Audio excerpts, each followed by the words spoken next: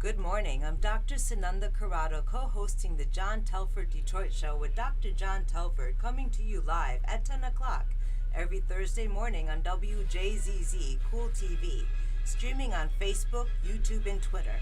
Dr. John Telford is a former Detroit Public School superintendent, a former world-class athlete and conqueror of Olympic champions, a championship track coach, poet, newspaper columnist, longtime civil rights crusader, and the author of 6 Detroit-oriented books: The Poet Emperor of Earth, What Old Men Know, Creative Insubordination, The Will Robinson Story, The Poetic Prancings of Mad John, his explosive autobiography, A Life on the Run, and another forthcoming poetry book, Athletes, Activism, and Apple Boughs, a Detroit poetic epic.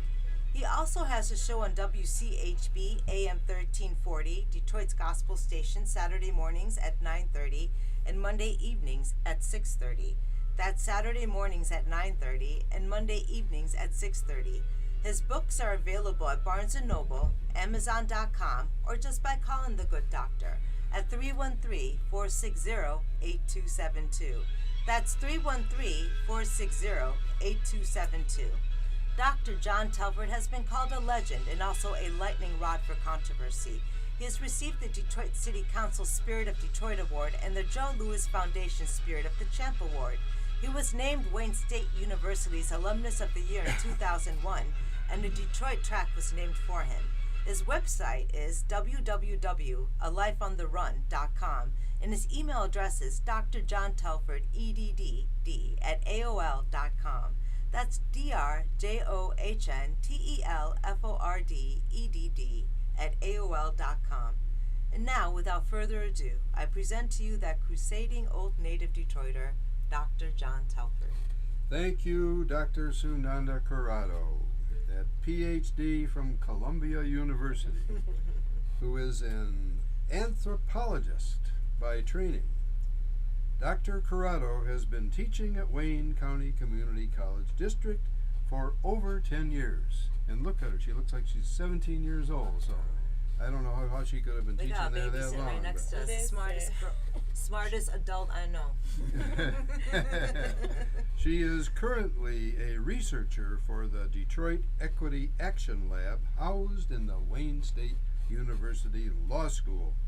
And she is founder and CEO of Education by Design. So let me say this. I want to, I'm the poet in residence for the Detroit Public Schools Community District. They tossed me a bone after I was superintendent. They've got me reciting poetry all over the city in the schools, and that's good. I appreciate it. I love to be with the kids doing that. I'm an old dude. Gotta stay useful. 85 years old. But here's a poem called Blue Salt that I wrote way back in 1968. My name is Detroit. I'm a blue-collar town. Blue salt melts my mid-March snow. Speedy cars and sprinters spring from me. I father fierce fighters and funky music. In a Motown moment, I can spit the blues right back at a bureaucrat's eye. Have you never seen blue salt?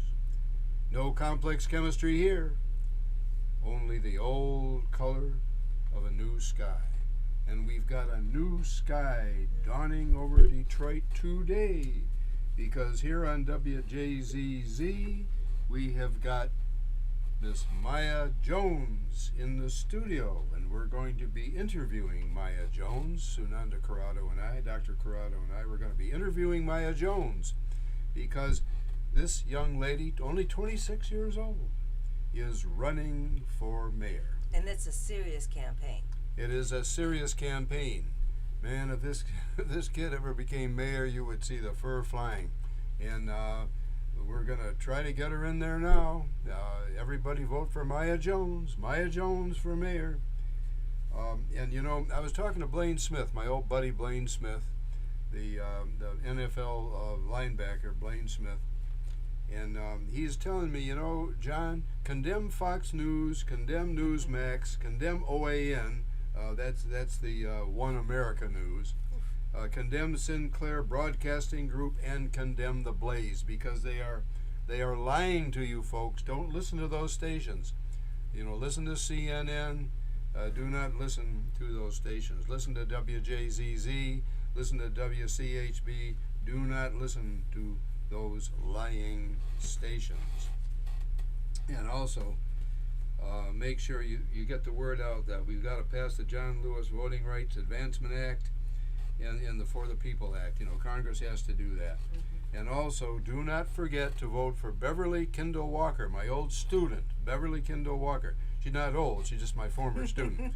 Beverly Kindle Walker for Detroit City Clerk.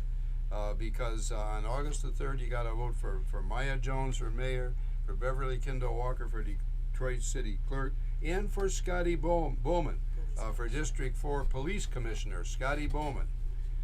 Please remember to vote for those progressive candidates. And I've got to mention this to you too. Mr. Jovan Singh, you know, I have to thank Mr. Jovan Singh and also to Mr. Jasbir Chirabra for their kind and caring hospitality to me and to Dr. Sunanda Corrado and to Joe Corrado, her husband Joe, the other day in their awesome Gurdwara location in Canton, and for feeding us so plentifully. Yes. This was through the Wayne County Community College District and their programming with interfaith and intercultural diversity, organized by Dr. Fidelis Dacuna. Yes. Sikhism's assertion, you know, that there is one divine presence throughout the universe, a loving, formless creator, hopefully recognizable by all through meditation and service to humankind, is a truly wonderful and redemptive belief. I find it so. Much with which I clearly agree, and much whereof I espouse. I espouse it.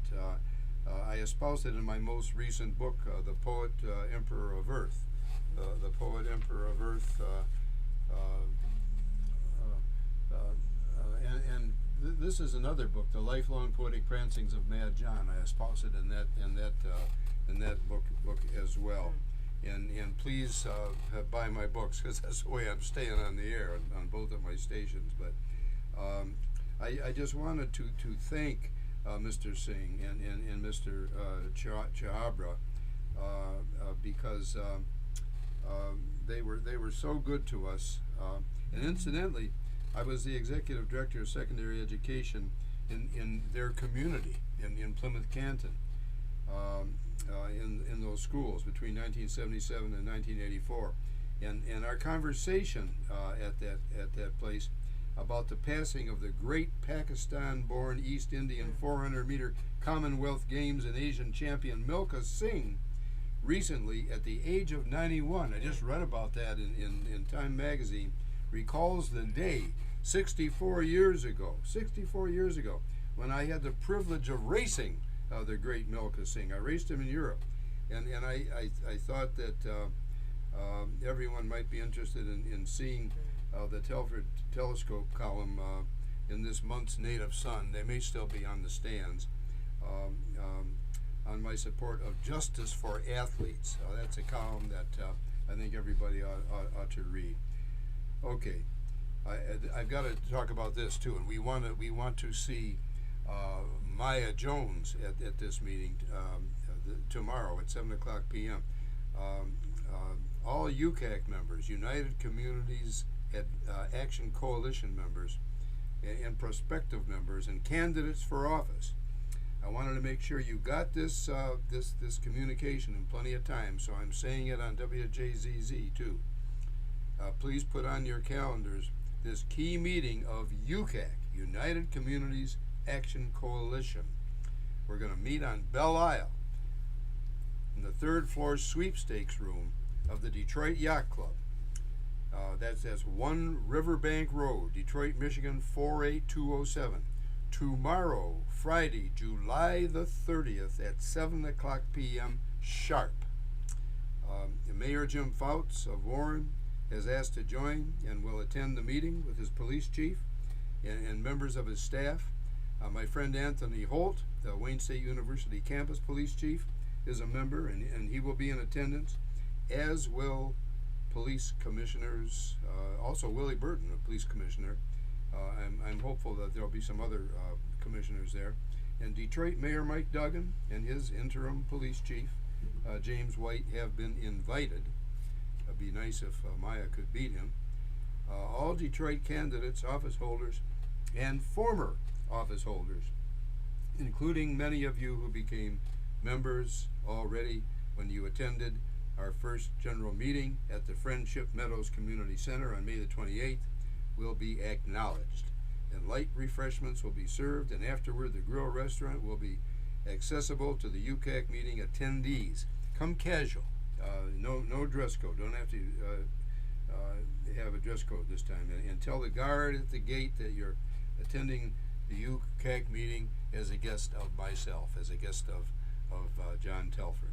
Okay, this new watchdog coalition called UCAC, this new watchdog coalition of community members, is dedicated to ensuring that our fellow residents in Detroit and in our various communities throughout our state receive only the absolute best, particularly from our law enforcement agencies. That's the main goal of UCAC.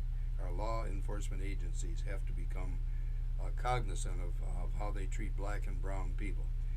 And also our elected officials have to do that, and our business and civic leaders, they have to do that.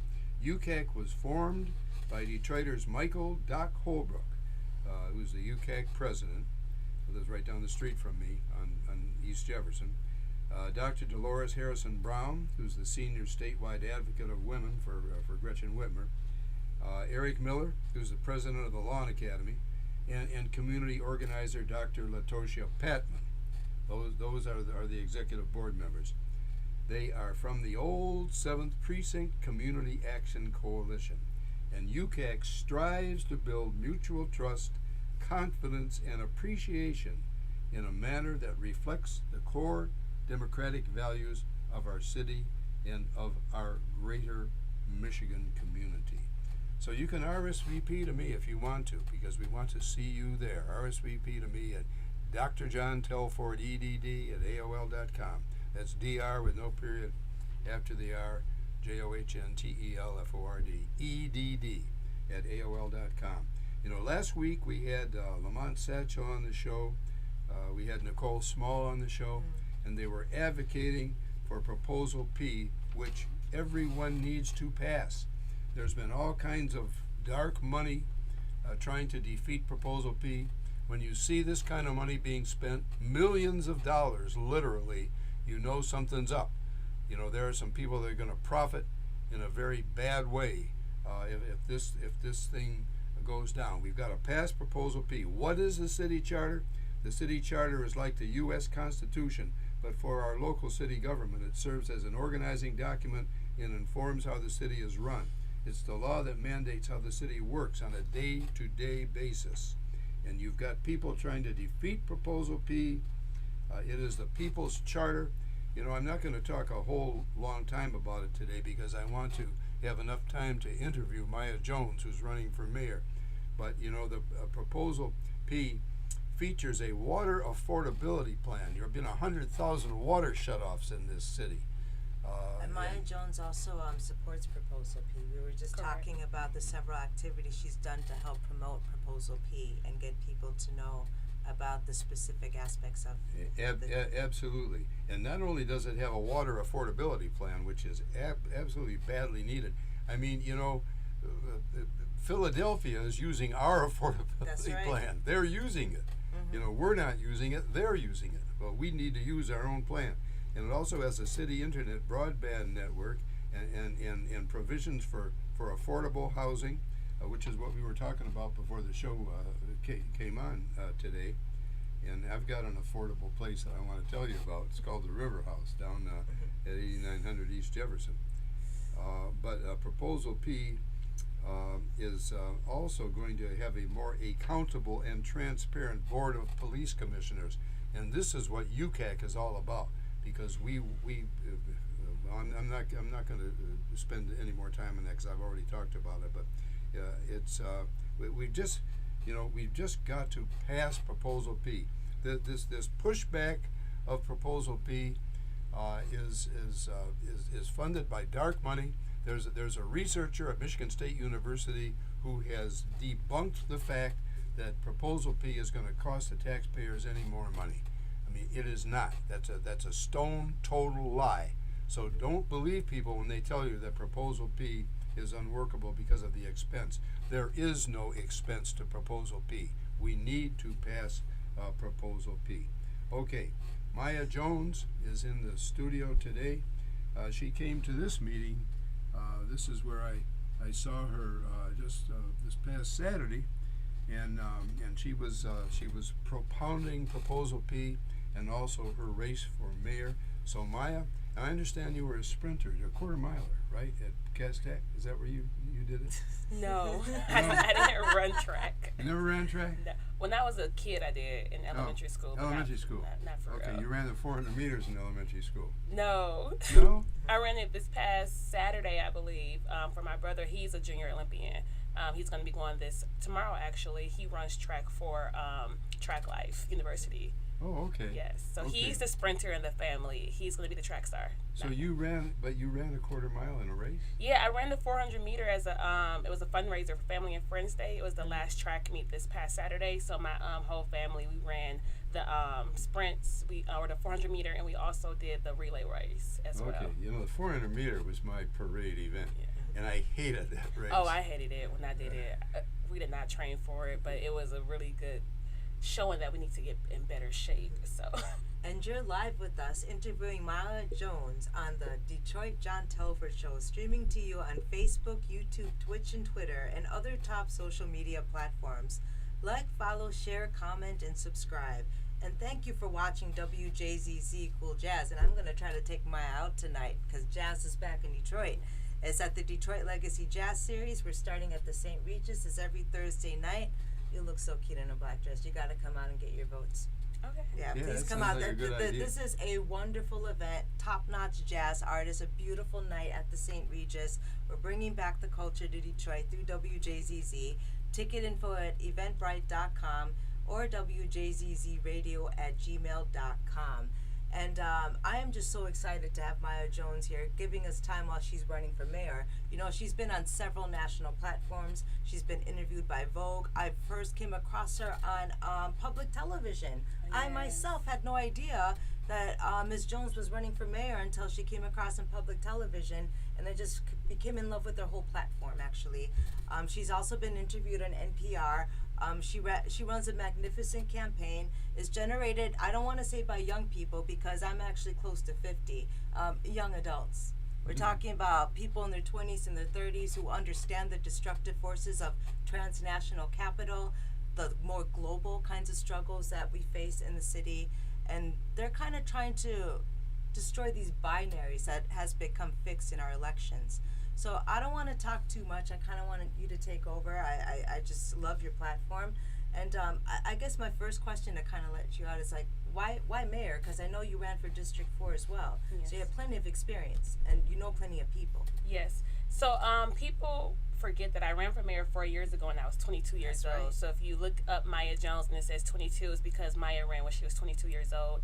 I was 21 when I first decided to run because I was working in Congress with the Congressional Black Caucus Foundation under Congresswoman Brenda Lawrence. And we seen how the transition was happening with the presidential election. And I knew that the next year was going to be the city elections as well. So that there has showed me that we can't wait for people who are quote unquote qualified to run for office. And what I want to do is find someone to help them run their campaigns. I want to get behind somebody to really push their campaigns, but I did my research and nobody wanted to challenge Duggan. So I was like, well, if nobody wants to challenge Duggan, then I'll do it myself because, again, we cannot sit back and watch our city be destroyed and taken away from us. So let me take you back a second. Tell us about how you view us not wanting to defeat Duggan. How are people running their campaigns that are already a little defeatist in your eyes? I just believe that it's a lot of lack of self-confidence in white supremacy because we feel like for a long time black people have been unable to defeat white supremacy. But if people really look at history and read history and it's not taught in our schools, specifically Black history and real American history, not the ones in our U.S. history books, that Black people have been rebelling for so long. That's right. And they don't teach us about the rebellions because it's going to give us power and empowerment. So we have to constantly empower our people, and me specifically as a young person.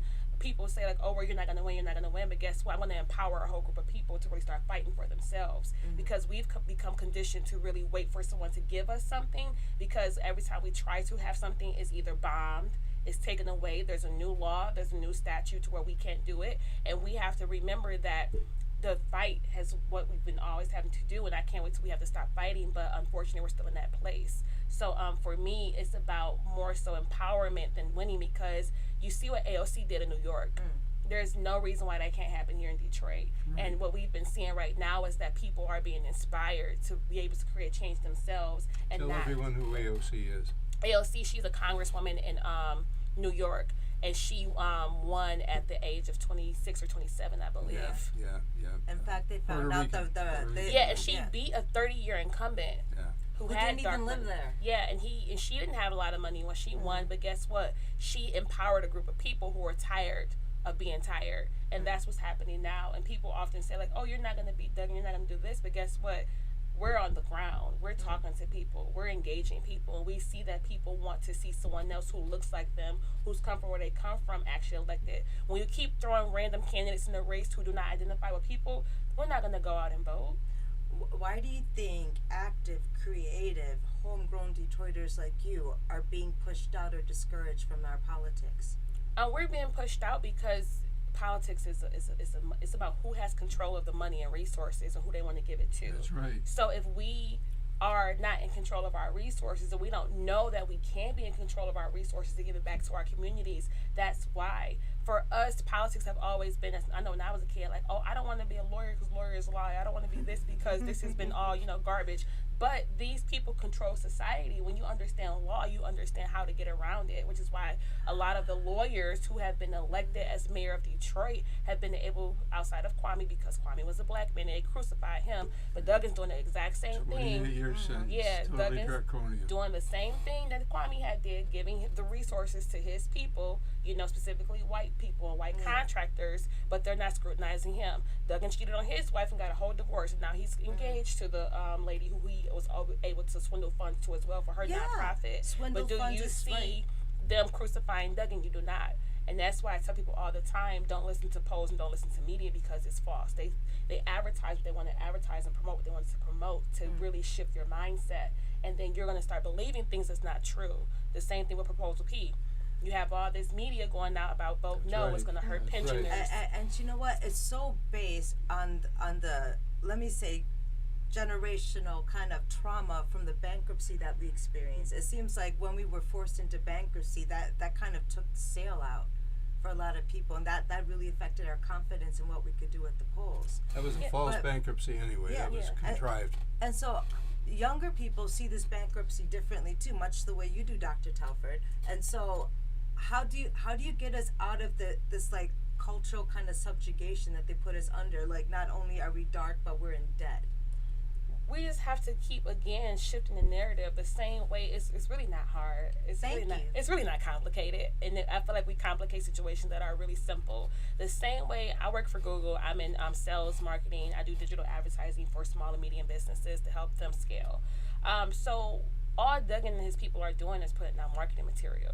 They're not knocking doors. They're not talking to people one-on-one. All you see is ads, TV ads, billboards. So we can attack it the same way: ads, TV, billboards. We do a lot of old school way of politicking, and it's time to really come to the realization that it doesn't really work as effectively. People are always on their phones, they're always watching TV, and they're always listening to the radio. So we have to start attacking it that way. Could you tell us about how some of your experience on working on Proposal P has kind of shown us our Achilles heel in the way we organize in Detroit? Yeah, with the Proposal P, I've been trying to really just shift the mindset on the more progressive way of doing campaigning. Overall, like, you have to have a brand. The brand has to be consistent. You know, the colors matter, the schemes matter, the logo matter. All the small stuff that people think is really tedious, that tedious stuff people pay attention to. Because all they see is Proposal P is a problem. Every single billboard, Proposal P is a problem. What do? Repeat it. Proposal P is a problem. Like the a repetition is what's going in people's mind. Vote yes on Proposal P. It is not a problem. It's not a problem. And we just have to remember that when you talk about progressive, you can't just say you're progressive, but you have to move in the progressive way. And we have to stop electing people who are saying like, oh, I'm progressive, but your ideology is not progressive. The way you move is not progressive. Your actions are not progressive. So we have to, again, if we want our people to really believe in themselves, and media has been influential since they had Birth of a Nation, where they depicted black people as barbarians and as animals and as a harm to white women. So we have to remember that we have to continue to own our own stuff. We can't sell our properties and our businesses because rich investors and giving us $1 billion. It's not worth it, because at the end of the day, it's about who has control. And when you don't have control, then what can you do at that point? In fact, we got like people like Texas Oil Money coming in, buying up commercial properties. So even as our middle class businesses flourish, nobody owns their properties anymore in Detroit. Yeah. I mean, that was one of the cornerstones of Detroit being an urban area, is that this property ownership. And so how much does our vote really count when we don't own properties and we rent? I mean, your vote still counts, but at the end of the day, again, I don't want to go into other stuff. I want to allow y'all to ask me questions, but we have to, again, educate our people on the importance of ownership. Yes. Black people are consumers. We're not owners for the most part, and we have to teach our people. We've done it before. They bombed Black Wall Street. They cut out, the black, oh my God, I was going to say the Black Madonna, but Black Bottom. Oh yeah. So they put 75 through it. So That's what they did. Yeah. So we've had things to where we were owners and not renters. But once again, like I keep saying, every time we progress forward, they bring us back. But we're in the stage now to where we can fight back. And it's not too much of an issue, but again, it's about who has control of the resources and decision making, and who are they making decisions for. And we can't be conditioned to say like, oh, well, I'm good. So, if it was that case, then I work for Google, and I tell people all the time, I put my business out there, I make 6 figures, and I've been doing that since I was 24 years old. I have an MBA. I can be making way more than the mayor makes. So me running for mayor is going to actually bottleneck me when it comes to how much I'm going to be paid in the future, because we don't get raises like you do when you get promoted, specifically at Google. And then, too, on top of that, like I tell people all the time, again, is if I really cared about Maya would stay at Google making her good 6 figures and keep on getting promoted and, keep on excelling in her life. But Maya wants to make sure that people who grew up poor like her, people whose parents were in the system like hers. My dad is a victim of, he's incarcerated now. My mom grew up in foster care. My mom has 7 kids. I have 11 siblings overall, and I'm the oldest girl. So I grew up really raising my siblings and them being my my motivation to really press forward, because we struggle a lot.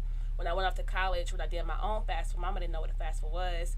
And so I need your social security number, I need your tax information. She was like, why do you need all this information? I said, I don't know. They asked me for it. I got to do my FAFSA to get some money for college. My mom made $12,000 a year with 6 children. Wow. 6 children. And her husband had just passed away when I was in 5th grade. So you're talking to someone who has literally grew up in poverty, knew that affordable housing has not always been affordable. The affordable housing programs, how they're ran, is not effective or efficient. How you get into these programs is not effective or efficient. We have too many homes in Detroit where people are living in poverty or homeless anyways. Mothers and children. Exactly. And we have to really, who work and who, it's so many things. And who own homes. It's so many things that goes with living in poverty, to where, one, if you make over a certain income, which is, again, is not affordable or is not a living wage, you can't get access to federal dollars still or funds still. You can't go to college and be head of a household and then also get federal funds as well.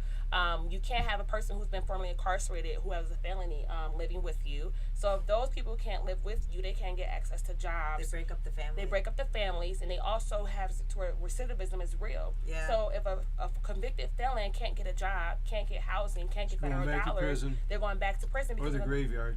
Exactly, because what are you expecting to do? And that's been the And then leave issue. our women alone. Exactly, leave our families alone. This has been the repeated cycle for years and years. But people have to, again, it's history after emancipation. And I always say after emancipation, not after slavery, because slavery still exists. Yeah. After emancipation. Bigger, better than ever. She's talking like Helen Moore. So after Have emancipation. you ever met Helen Moore? I have not.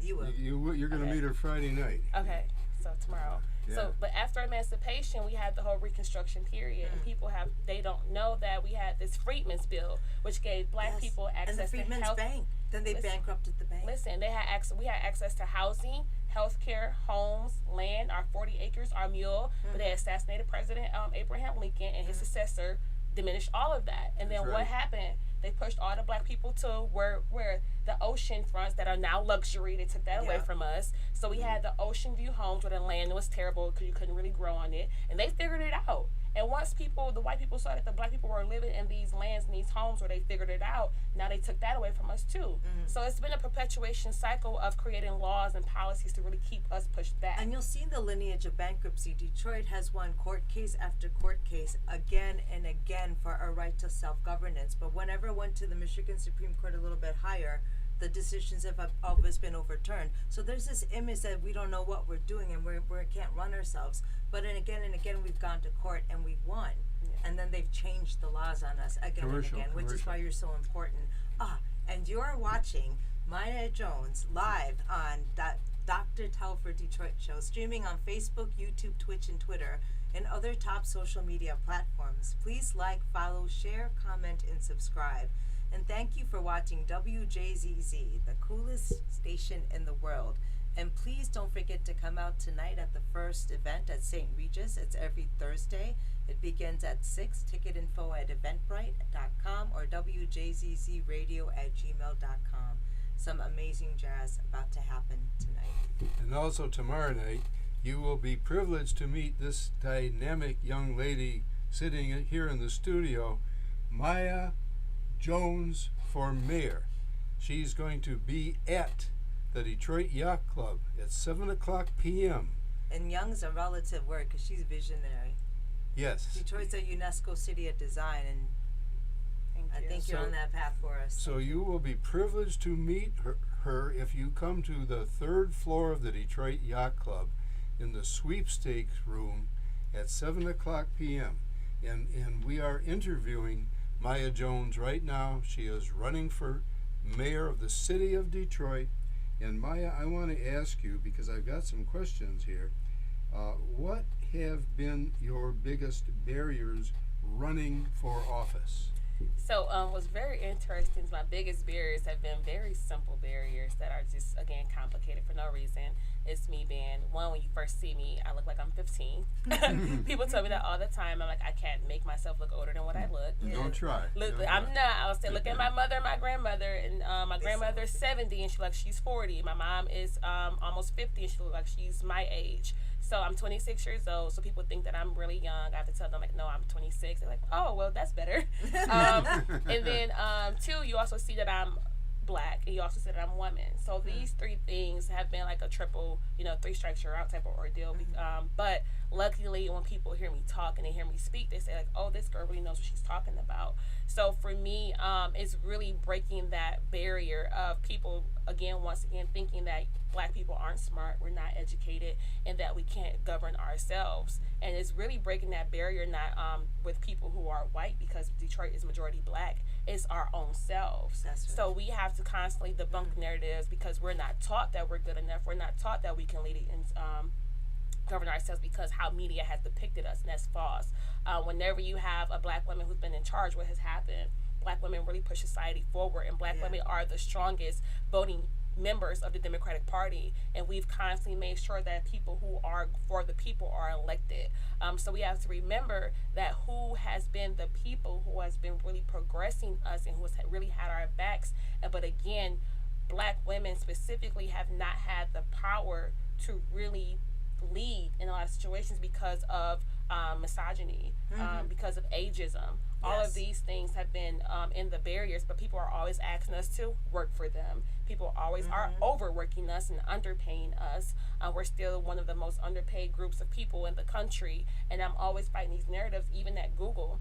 I lead a lot of our diversity, equity, and inclusions programs. I'm on the global board for our sales program when it comes to diversity, equity, and inclusions because of the work that I've done in my short time at Google. But I'm very, very, very passionate about policy implementation, and you're not just implementing policy, but you're actually carrying out these policy issues, because you can say all day like, oh, I'm for diversity, equity, and inclusion, but are you promoting us at the same rate? Are you giving us raises at the same rate? Do we have these management positions as well? So it's beyond politics in the way of being political and, the political space and being elected, but in corporate America too, in the regular world too. What do we have access to when it comes to housing, when it comes to, again, raises, when it comes to overall quality of life, when it comes to the housing we can choose from? Are you really being progressive and making sure that equity is along the whole board is the question. Because what we're taught isn't true for black women. Black women are the most educated population in the United States, and they're the most indebted. Yeah. I mean, look at me. Detroit has a 14%. They always skew up the data, which I hate. Like, I'm a researcher, y'all, so I understand how people manipulate data, and I have to go deeper, because what they started doing is pushing it to where, oh, we're going to start at 25. Oh, the people who are 25 plus educated. It's like the Moynihan report. Yeah, so they push the data. Like, first of all, an adult starts at 18. So let's start at 18 when we graduate high school and we go off. How many people are educated? About 14%. And I'm kind of a little bit overestimating. But then they say, like, oh, if we start at 25, we get better numbers. Oh, it's 20-something percent. Right. No, that's not true. When you start at 18, the average income, too, for an individual, and they always do double households, too, when it comes to income, they say it's like $25,000. No, when you start at 18, an individual household with one person makes $19,000 a year. So you have to really look at the data and see what they're giving you and really depict it and go deeper into it. So again, starting at 18, one individual, $19,000 a year. I told y'all, my mom, I read this myself with her income tax stuff when I was doing my FAFSA. It said $12,000.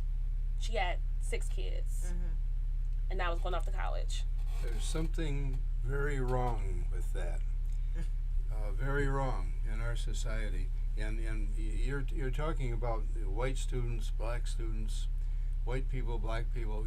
I have taught white students and black students my entire life, all the way to graduate school. And the smartest students I ever had in my 60 years in this profession were Beverly Kendall Walker, a black student, and John Powell, another black student. John A. Powell. I don't know if you know who John A. Powell is. I've heard the name. Well, that's my man. This is smart. Also, he was one of my runners at Southeastern High School back in 1963. But he's at the University of California, Berkeley now.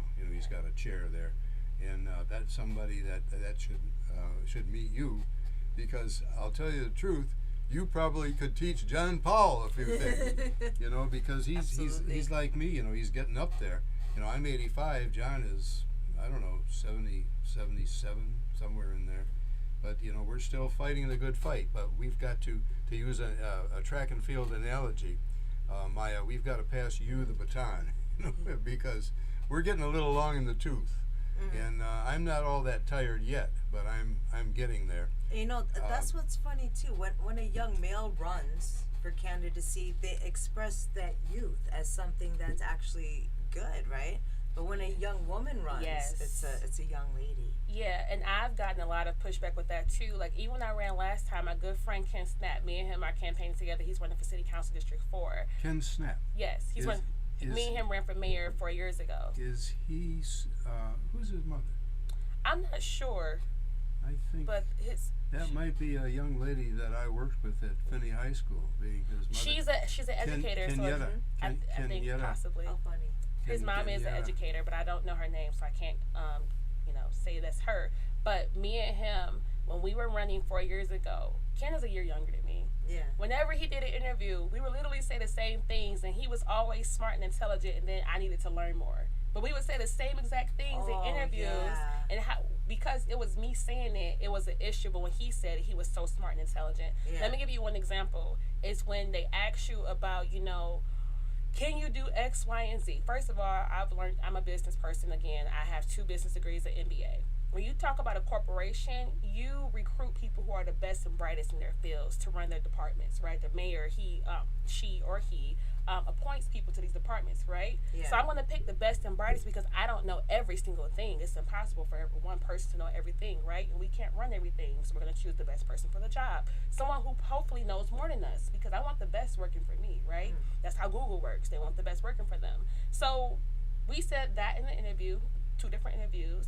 When I said it, it was like, well, no, well, you need to blah, blah, blah, blah, blah. But when he said it, like, oh, you're so smart. That was such a great answer.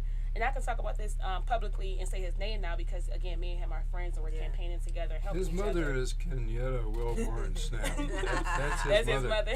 She was one of the most promising young educators at Finney High School. Yeah. When I went back there and ran the academic programs there, in between 20, it's been 20 years ago now. Yeah. It's going, time is going very fast. But I want to get back to a couple of questions that I wanted to ask you, Maya. One of them is, you talk about succession planning. Define it and tell me why succession planning is so important in your view. So succession planning is basically the passing on of leadership. So like you all said, like you're getting older, it's time to pass the baton to someone else who can run, whether it's your family business, whether it's succession planning with your family overall with like housing and passing on a house for equity. It's just making sure that you have someone to take over after you, whether you retire, whether you pass on, whatever it may be. So succession planning is important because when you have a person who you've been training up and can really take the lead on what's happening, whether against a corporation or a home situation, you don't have to worry about things falling apart. And you don't have to start over, so to say, because starting over really sets you back as well. So what we have to ensure that we're doing, like not only just in Detroit, but in the Black community, is really making sure that we have a leader who's going to come after us. So for example, when MLK or when Malcolm X, both of them assassinated, right? Who was the people who we knew who came after them? Can we name one person who continued their fight, right? We don't have that in our community, and we have to really plan for that because what we start doing is idealizing the one person and not the movement itself. John Lewis. I'm sorry? John Lewis. Even John Lewis, right? But he, most recent, but there are a lot of... you talk about like who's been continuing on? But we're talking about like, I didn't learn about John Lewis. Specific movement. I didn't learn about John Lewis until I went to Congress. Okay. John Lewis wasn't in our history books. Wow. Right? Yeah. So he is a prominent person who people who are actively involved in politics know these people, right? But when you talk about who's being taught in history books and who are we really making sure that everyone knows, we can't really define that leader who's really been constantly progressing us. Right? Your idea of succession is so expansive, and that's what I love about it, because on the one hand, you're talking about communities and families planning, because we don't really plan past our death, which is what the community as a whole needs to do, but also into politics. And so I haven't heard anybody say that yet, that can't say it now, succession planning. I've never heard anybody bring that up. How did you come into this idea? When I was in college studying Black history, so again, I studied business, but I was president of the Black Student Alliance fighting policy issues on Michigan State campus. People knew I had a big mouth, and I was never afraid to say stuff because if you don't speak up for yourself, and nobody's going to speak up for you for the most part. So you have to be very vocal and making sure you're pushing forward. So when I started like studying Black history, which is why I know a lot of things I know now about like the freedmen's, again, I didn't learn this to college. Like, why am I just not learning about this stuff in college, about all these rebellions? About You almost have to educate yourself sometimes. You do, and I'm going to tell the story how we had to opt into studying Black history in our AAAS program because we wanted to save the program. They're trying to take funding away from it, so they didn't have students. So we said, Is it Michigan State? Michigan State. Yeah. This was back in like 2014, 15. You know Carl Taylor? Carl Taylor? Yeah, one of the professors there. The name is familiar. Oh, okay. Yeah. But again, I was president of the Black Student Alliance, and we were trying to save the Black history, the Black African American Studies program. So we enrolled into the program as students collectively so that we can save it, so they can have money for it. Yeah. And that's when we started learning, like, oh my God, there is a lot of history that we have not learned. And this is the last 2 years of my undergrad. And they were going to push it out. So we had to literally enroll into and save the program, which what we did. And that's what we call by self-preservation. When we see a problem, how do we fix it? Oh, enroll into the program? I'll take a few classes. You know what I mean? Yeah. So that's exactly what we did. But again, a lot of this history is not taught when we're young. We didn't figure it out until we were literally in college. And how many of us go to college? Not a lot of us. So again, it's a because whole we see gap. a lot more leadership if the history were there for you in the first place. Yeah, but it's just a big gap. But I tell folks all the time, like, our kids have to see themselves in positions of power. It doesn't matter, like, what you think or how you feel about black people. White people continue to be successful because they see themselves as governors, as CEOs, as entrepreneurs, as this, as that. They see themselves, and they have a whole history book telling them how great they are. So if we keep making excuses about, the age, about you're a woman, oh, you're young, you're black, who gives a crying, like, who cares? At the end of the day, if you want your kids to be great, guess what? Your kids have to see themselves as being That's great. right. Because you can all day be their parent, but kids don't listen to their parents most of the time. They look at society. You're So if talking they about don't, the self-fulfilling prophecy. literally. And that obtains whether you're black, white, Asian, whatever. I told my kids when I was coaching, you're going to be state champions. So they believed me, so that's what they became. But that's a self-fulfilling prophecy that has to be endemic all over the place. And we've got a commercial coming up, and then I want to ask Maya Jones some more questions. She's running for mayor. We got to vote for her. Interview Maya Jones for mayor of Detroit on John Telford Detroit, live streaming to you on Facebook, YouTube, Twitch, and Twitter, and other social media platforms. Please like, follow, share, comment, and subscribe. And thank you for watching Wjzz Cool TV, the coolest station in the world.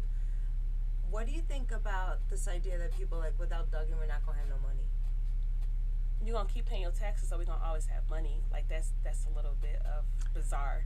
Death and taxes. Can't get away from either one of them. Yeah. Why does it, is it myth or is it reality in your perception that Duggan brought all this money in, and then if Duggan leaves and all these investments leave, what do you say to people who are saying that? So you have to remember that people make choices. And if companies are going to make a choice to not be here in the black state of America because we don't have a white mayor, that company doesn't need to be here at all, because that means that you're not here to progress our people. You're here because you're getting some kind of tax break or some kind of incentive from the current mayor. That's all that means. So we can't keep on, again, we are consumers. We have to think like owners.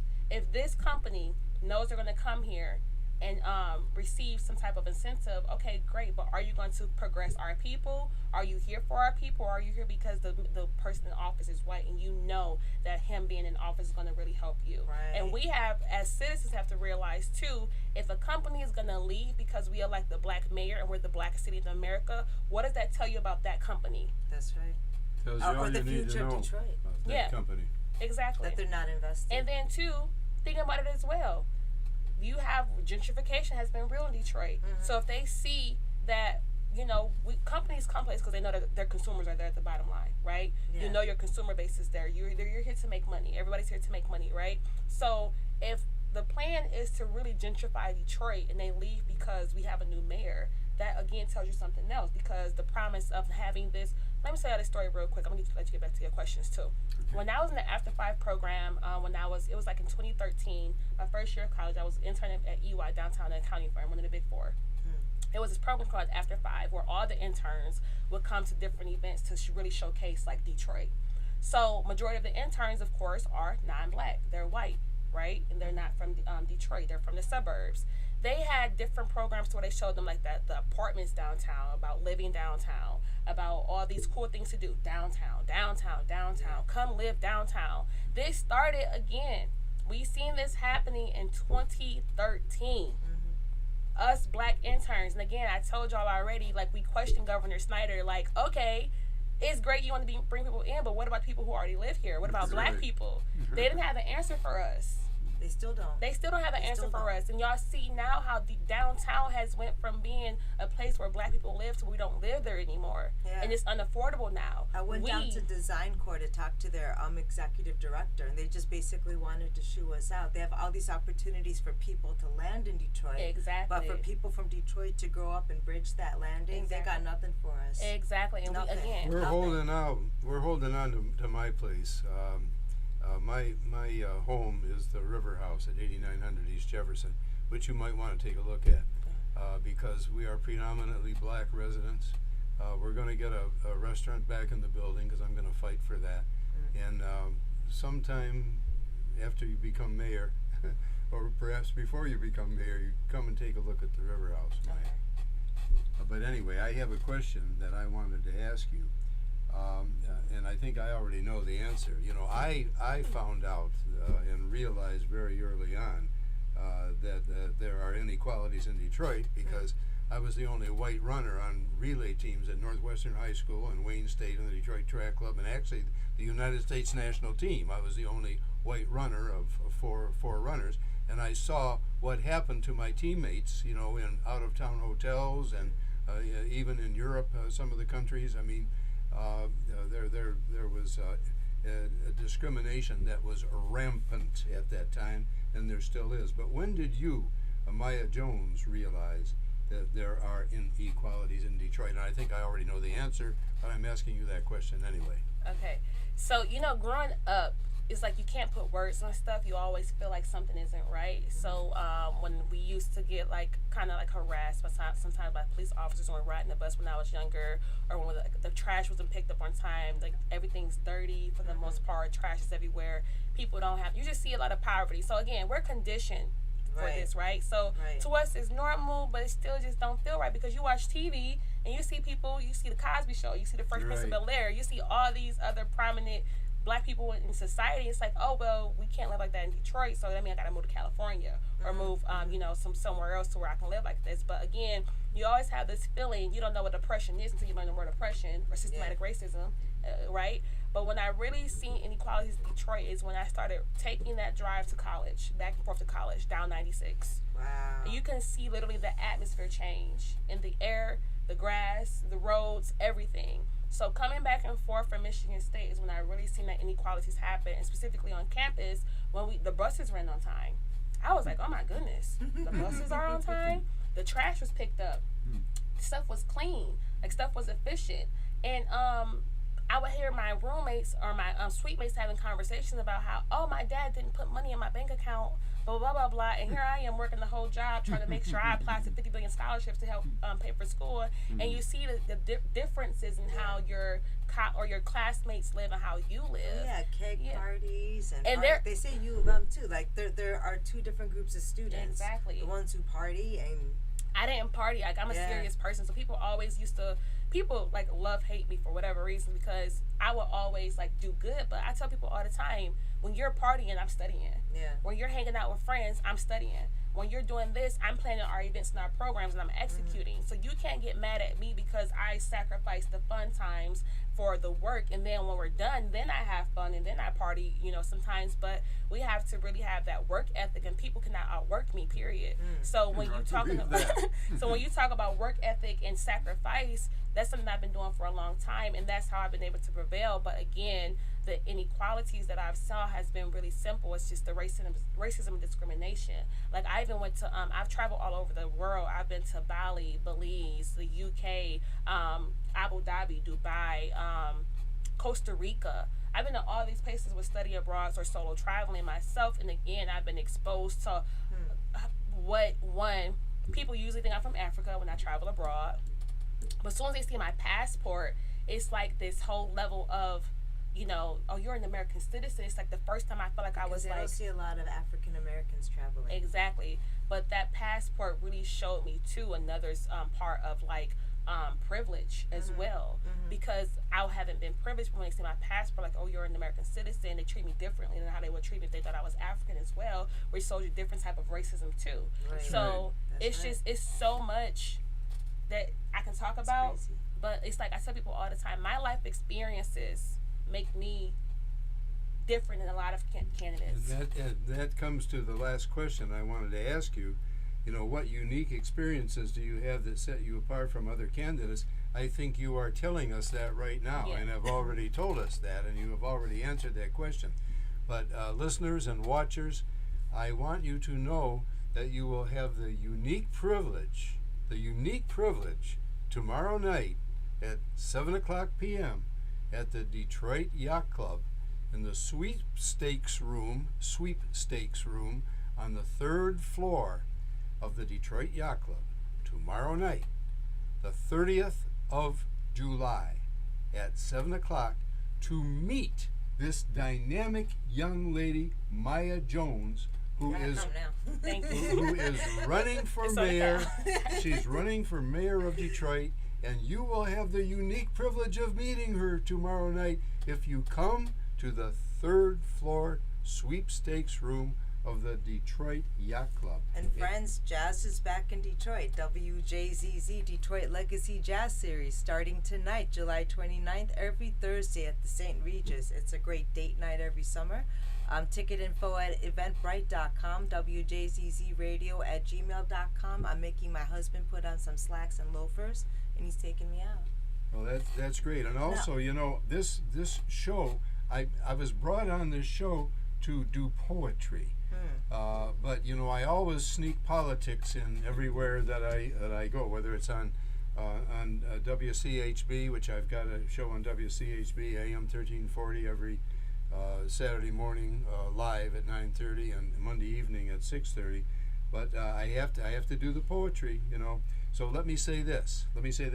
Don't be a dummy who hesitated. Hasten to get yourself vaccinated. We need immunity in our community. And you know, you got all these stupid Trumpists, and they're not all Trumpists either, I hate to say it. You've got these idiots who aren't getting vaccinated, and look at what has happened.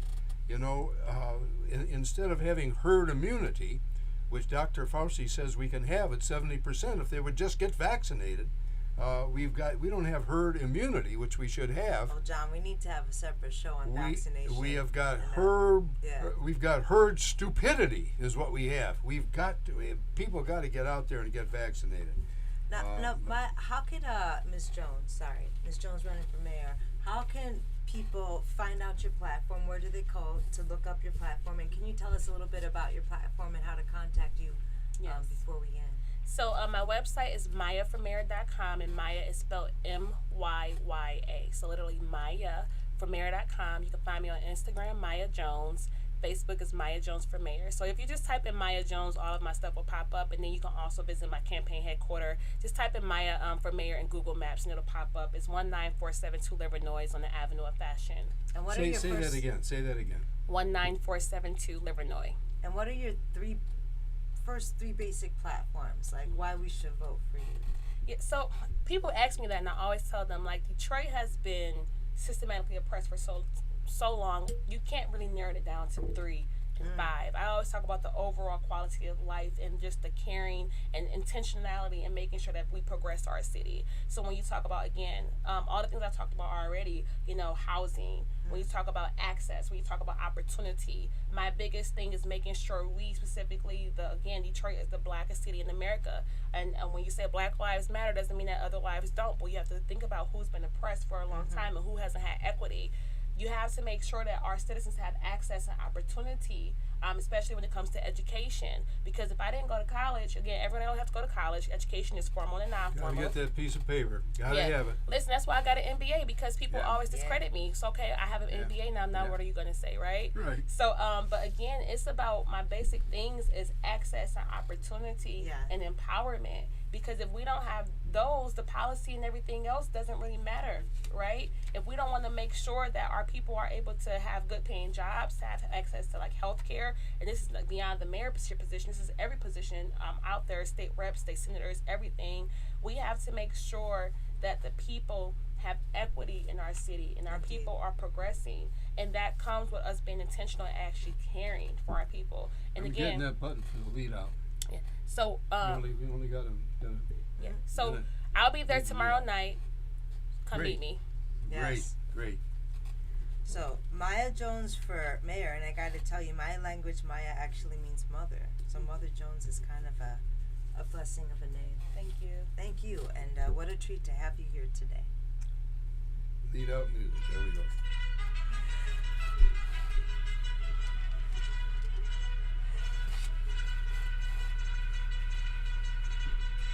And you've been listening to the John Telford Detroit Show with Dr. John Telford and co-host Dr. Sananda Corrado on WJZZ Cool TV on Thursdays from 10 to 11 in the morning, streaming on Facebook, YouTube, and Twitter. It was the late, great Dr. Wayne Dyer who said, Dr. John Telford has a warrior's heart and a poet's soul. Listen also to Dr. Telford on WCHB AM 1340, Saturday mornings at 9:30 and Monday evenings at 6:30. Tune in again next Thursday morning at 10 o'clock.